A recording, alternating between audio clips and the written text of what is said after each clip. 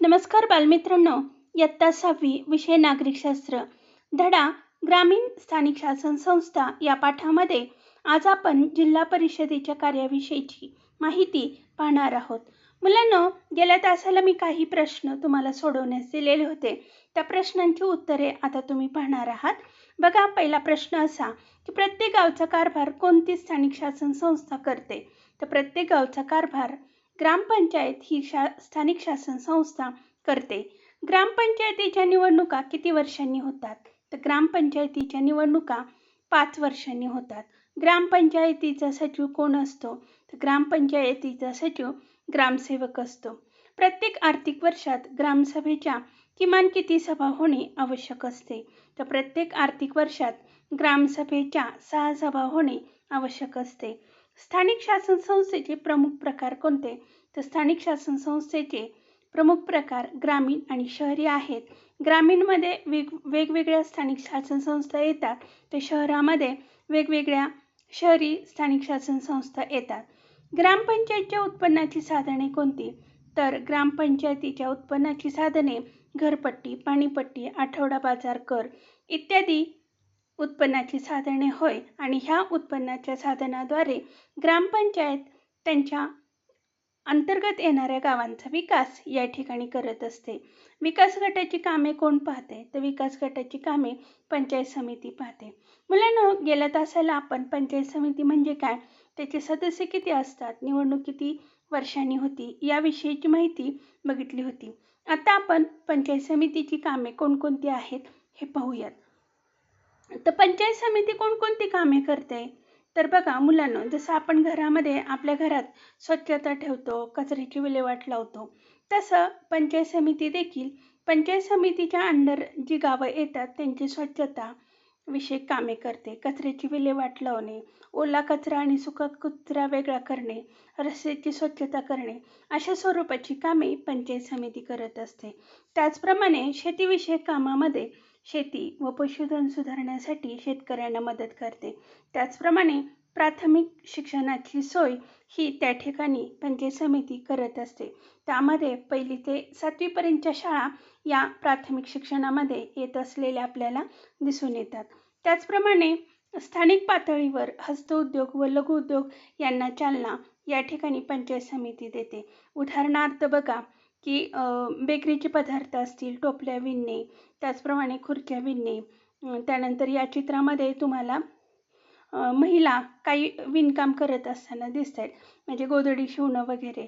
त्याचप्रमाणे मेणबत्ती तयार करणे, लोणची तयार करणे, पापड तयार करणे, विणकाम, भरतकाम अशा स्वरूपाचे जे लघुउद्योग आहे या उद्योगांना शासनामार्फत प्रशिक्षण त्या ठिकाणी दिले जाते आणि त्यामार्फत अशा लघुउद्योगांना या ठिकाणी प्रोत्साहन जे आहे ते शासन या ठिकाणी देत असलेलं आपल्याला दिसून येतं.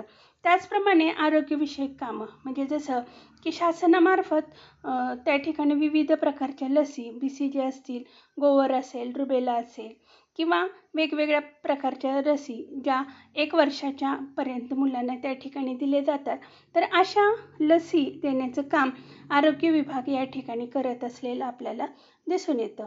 त्याचप्रमाणे संपूर्ण पंचायत समितीच्या गटात येणाऱ्या विविध गावांना पाणीपुरवठ्याची सोय करणे, रस्ते, गटारे, विहिरी, कूपनलिका इत्यादी लोकांची कामे पंचायत समिती करत असते. त्याचप्रमाणे आपण पुढचा मुद्दा पाहणार आहोत की पंचायत राज व्यवस्थेमधला 3रा टप्पा म्हणजे जिल्हा परिषद होय. प्रत्येक जिल्ह्यासाठी एक जिल्हा परिषद असते. महाराष्ट्रात सध्या 36 जिल्हे असून परंतु जिल्हा परिषदा मात्र 34 आहेत.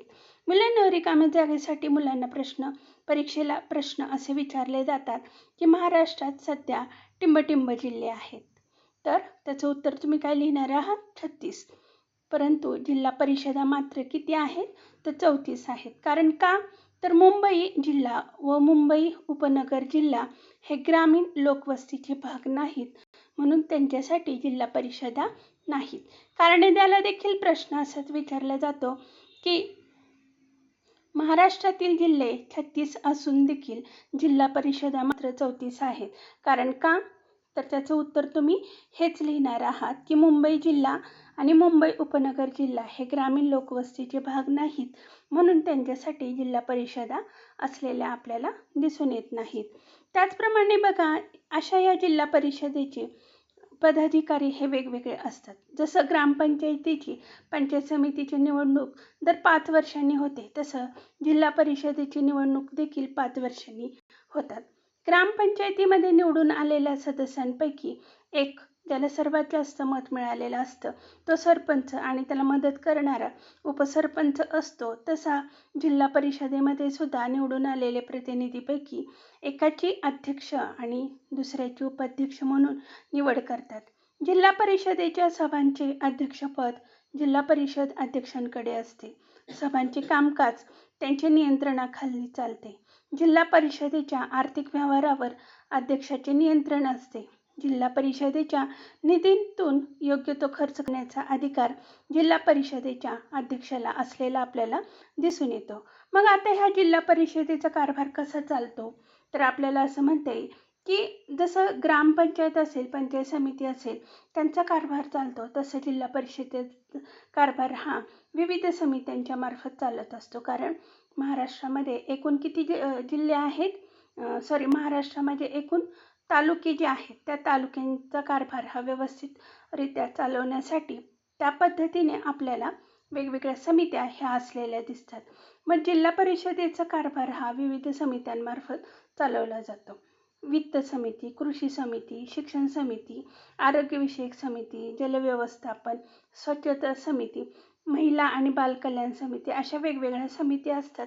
आणि ह्या समित्यांमार्फत जिल्हा परिषदेचा कारभार हा प्रामुख्याने चालवला जातो. आणि मग ह्या विविध समित्या त्यांच्या ह्याच्यामध्ये जे काही प्रश्न असतील ते प्रश्न सोडवण्याचं काम ह्या कमिट्यांमार्फत त्या ठिकाणी केलं जातं. मग ह्या जिल्हा परिषदेचा मुख्य कार्यकारी अधिकारी हा जो आहे, तो जिल्हा परिषदेने घेतलेल्या निर्णयाची प्रत्यक्ष अंमलबजावणी करण्याचं काम हा मुख्य कार्यकारी अधिकारी करत असतो. आणि त्याची नेमणूक जी आहे ती कोण करतं, तर राज्य शासन या ठिकाणी करत असलेलं आपल्याला दिसून येतं. मुलांनो, मग ही जिल्हा परिषद कोणकोणती कामे करते, तर प्राथमिक शिक्षणाची सुविधा पुरवणे. बघा, मागच्या चित्रामध्ये तुम्ही पाहिलं असेल की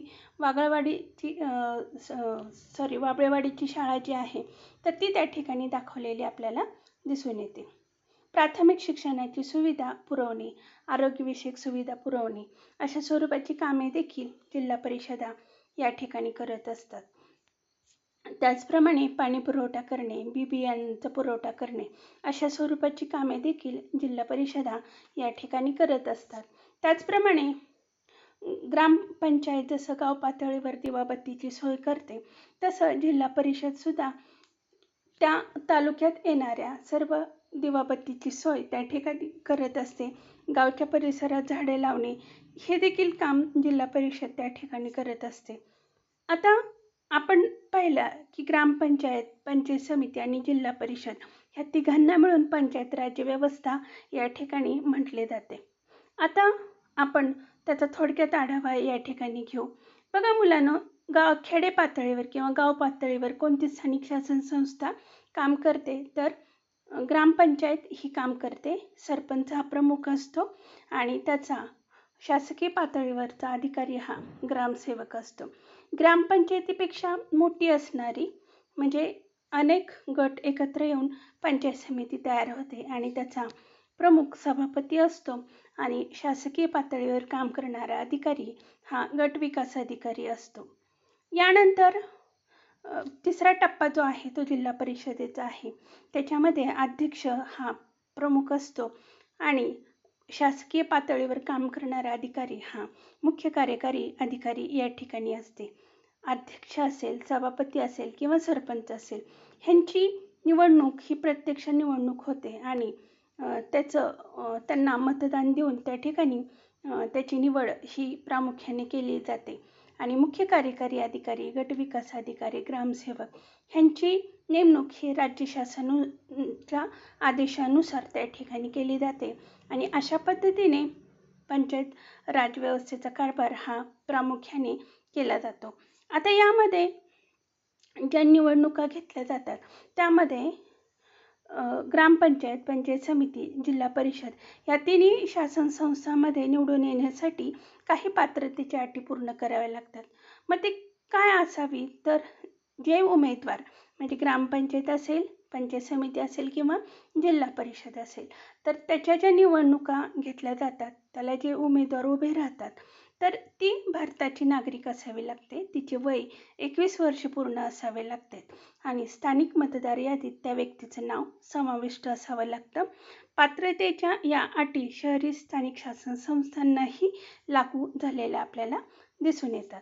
आता सगळ्यात महत्त्वाचं की आता हे जे आपण ग्रामपंचायत, पंचायत समिती, जिल्हा परिषद ह्यांचं कारभार कशा पद्धतीने चालतो हे आपण पाहिलेलं आहे. तर त्याच्यामध्ये ग्रामपंचायतीची जेव्हा निवडणूक होते तेव्हा त्याचे सदस्य कमीत कमी किती असावे लागतात? 7 आणि कमाल किती? 17. पंचायत समितीची निवडणूक होते तेव्हा उमेदवार किती असणं आवश्यक आहे? तर कमीत कमी 15 आणि जास्तीत जास्त 45 आणि जिल्हा परिषदेसाठी किमान 50 आणि कमाल 75 असतं.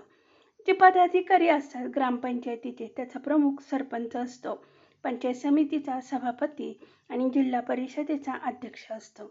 अधिकारी कोणकोणते असतात? तर ग्रामपंचायत किंवा खेडे पातळीवर जे राज्य शासनाकडून निवडून दिलेले सदस्य असतात त्यामध्ये ग्रामपंचायतीचं कामकाज पूर्ण दैनंदिन कामकाज कोण पाहतं? तर ते ग्रामसेवक. पंचायत समितीचा गट विकास अधिकारी तर जिल्हा परिषदेचा मुख्य कार्यकारी अधिकारी हा या ठिकाणी काम पाहत असतो. तर मुलांनो, अशा पद्धतीने आज आपण स्थानिक शासन संस्थेचा कारभार कशा पद्धतीने चालतो याविषयीची माहिती पाहिलेली आहे. हा घटक तुम्हाला निश्चितपणे समजला असेल.